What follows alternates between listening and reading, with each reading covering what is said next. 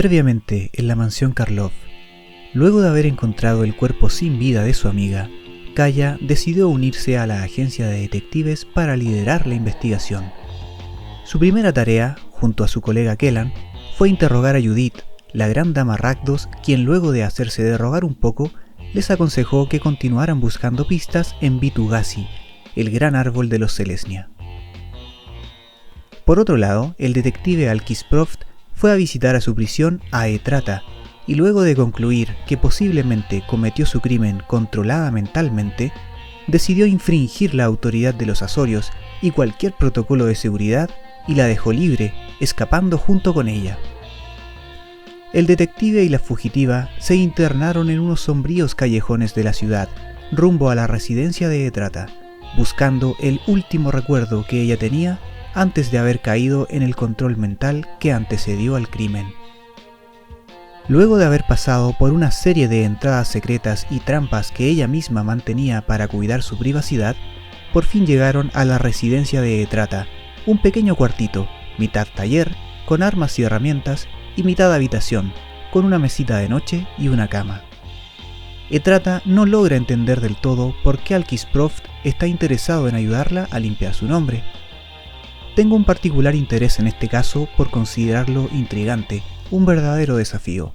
Una espía Dimir perfectamente entrenada que elimina a una figura importante de una forma que no se corresponde con su profesión y luego huye de la escena de una manera francamente torpe, sin cubrir suficientemente bien su rastro. Si a eso le sumamos que no tiene recuerdo de lo sucedido, eso lo vuelve realmente fascinante. Entonces, Proft fijó su mirada en la mesita de noche y la almohada de la cama, y detectó algo difícil de percibir: un fino polvo de color gris amarillento. Nunca había visto eso antes, pero ¿cómo llegó ahí?, preguntó Etrata. Esa es una pregunta excelente, dijo Proft, agarrando un frasco y tomando una muestra del extraño polvo. Necesitan analizar esa muestra, así que se van de la residencia de Etrata. Iban caminando por un pasillo que daba a la calle, cuando ella escuchó un golpe y un chillido ahogado, sin duda un ataque en progreso. Miró para atrás y vio a Alkis Proft en el suelo y una figura vestida de rojo y negro agachada sobre él, con un cuchillo en cada mano. Etrata se giró, sacó 2 cuchillos más del interior de su camisa y saltó para pelear. Decidió salvar al detective. Al fin y al cabo, él era el único que creía en su inocencia. El detective tenía los brazos en alto para protegerse la cara y la garganta, y ya estaba sangrando por varios cortes superficiales cuando Etrata se abalanzó sobre la figura y la derribó, enviándola a varios metros de distancia por el pasillo poco iluminado. El atacante se recuperó rápido y se puso en guardia. Finalmente, en tono desconcertado, la figura dijo: ¿Etrata? Etrata se detuvo y se enderezó. Ella conocía esa voz. ¿Chica Masacre? La Chica Masacre es una líder anónima de una banda de atacantes Rakdos dedicados a eliminar personas. Nadie me dijo que ibas a estar aquí, dijo la Chica Masacre. Resulta que había sido contratada para eliminar al hombre que atrapó a Etrata, sin saber que luego había sido liberada por ese mismo hombre. La Chica Masacre se disculpó por la confusión, enterándose que Etrata y Proft estaban buscando al verdadero responsable del crimen, y sin querer inmiscuirse más, preguntó si tenía puerta abierta para irse. «Todo bien, puedes irte», respondió Etrata. «Nos vemos cuando limpies tu nombre», dijo la Chica Masacre, antes de centrar su atención en Proft. «Lo siento». «¿Sobre intentar matarme?», preguntó el detective, confundido y con su orgullo herido. «No, sobre fallar. Se ve mal para los dos». Ella sonrió abruptamente, un destello de dientes blancos a través de su sonrisa pintada de rojo. «Siempre habrá una próxima vez». Entonces se giró, caminó por el pasillo y desapareció por la puerta que daba a la calle. Etrata le ofreció la mano a Proft y lo levantó del suelo. «¿Estás bien?» «¿Era amiga tuya?», preguntó, reuniendo su dignidad de vuelta. «Una colega. Hace un buen trabajo, así que anímate. Nuestra asociación ya está haciendo aumentar tu valor. ¿A dónde vamos?» «A ver a un viejo amigo mío», dijo Proft, «no asociado con la agencia y por lo tanto improbable que nos delate, y nos ayudará con lo que hemos encontrado. ¿Nos vamos?» «Simplemente no te dejes atacar de nuevo. No puedo pedirte demasiados favores», dijo Etrata. Por otro lado, Kellan y Kaya llegaron al parque, aparentemente abandonado, donde estaba el gran árbol y sede gremial de los Selesnya, Vitu-Ghazi. Este parque era hermoso a su manera, salvaje.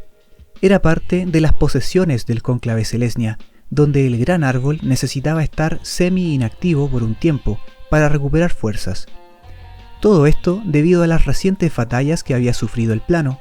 Iba a llevar mucho tiempo, pero se consideró que este era el mejor lugar para que Vitu-Ghazi se reconecte con el plano y se recupere adecuadamente. Los dos detectives han podido relacionarse un poco más y la permanente sonrisa y optimismo de Kellan han empezado a simpatizar, extrañamente, a Kaya.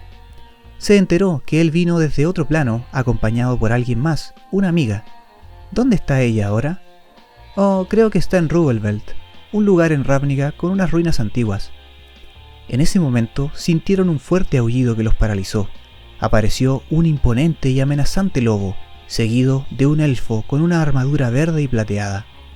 Kaya los reconoció a ambos: Boya, el lobo montura, y un longevo elfo del cónclave Selesnya, gran guerrero y hábil arquero. Kaya inclinó la cabeza respetuosamente. Tolsimir, dijo. Hoy no esperábamos visitas, afirmó el elfo guardián. El inspector Kellan y yo estamos investigando el asunto de la muerte de Segana, dijo Kaya. Se sugirió que visitáramos Vitu-Ghazi y refiriéramos un pasaje del pacto entre gremios original. No pretendíamos faltar el respeto. No sabía que era necesario avisar la visita. ¿Podemos continuar nuestro viaje? Te acompañaré hasta las puertas, dijo Tolsimir, guiándolos hasta la imponente sala gremial donde los recibiría Trostani, el maestro de gremio del cónclave Selesnya. Trostani es una entidad conformada por la fusión de 3 dríadas y es la portavoz de Mat Selesnya. Mat Selesnya es un elemental fundador del gremio. Las paredes de la sala gremial estaban llenas de estanterías repletas de volúmenes de la historia de Ravnica, y en el centro de la habitación crecía otro roble. No, otro no, el mismo roble. Después de todo, solo había un árbol, y era el árbol de afuera, el árbol de adentro y la residencia misma.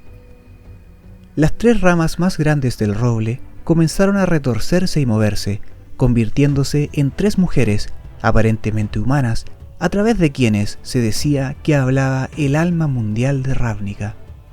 Kaya inclinó la cabeza. Trostani, dijo, hemos venido a consultar el pacto gremial original, si así lo permites. Por supuesto, dijo Trostani. Nuestras raíces nos dicen que buscas ayudar a la investigación, que encontrará a la persona responsable de atacar a nuestros compañeros. Nos sentimos honrados de poder ayudar. Nos han dicho que el antiguo líder de su gremio también nos ha dejado. La muerte de Teisa será vengada, dijo Kaya con rigidez. Tolsimir te mostrará el pacto entre gremios. El propósito de los Selesnya siempre ha sido preservar la historia de Ravnica. Cualquier cosa que necesites saber, deberías poder encontrarla aquí. Esa pareció ser la despedida de Trostani. Sin decir una palabra más, Tolsimir se giró para salir de la habitación. Kaya y Kellan no tuvieron más remedio que seguirlo. Los condujo a una habitación más pequeña, con un podio de roble en el centro y un gran libro encima. Estaré con Trostani si me necesitas, dijo Tolsimir antes de dejar a los detectives con el libro. Kaya y Kellan intercambiaron una mirada antes de que ella se acercara al podio y pasara los dedos por una página. Estaba abierto en el índice. Judith podría haber sido más específica sobre lo que debíamos consultar, dijo con amargura Kaya. Lo que se supone que debemos buscar no será sobre Judith, pero ¿podría ser sobre su gremio? Eso tendría sentido.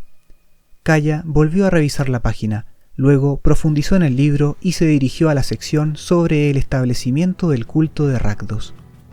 En voz alta leyó: el propósito del culto es doble: servir al pueblo de Ravnica y aplacar al demonio Rakdos a través de la sangre y el fuego.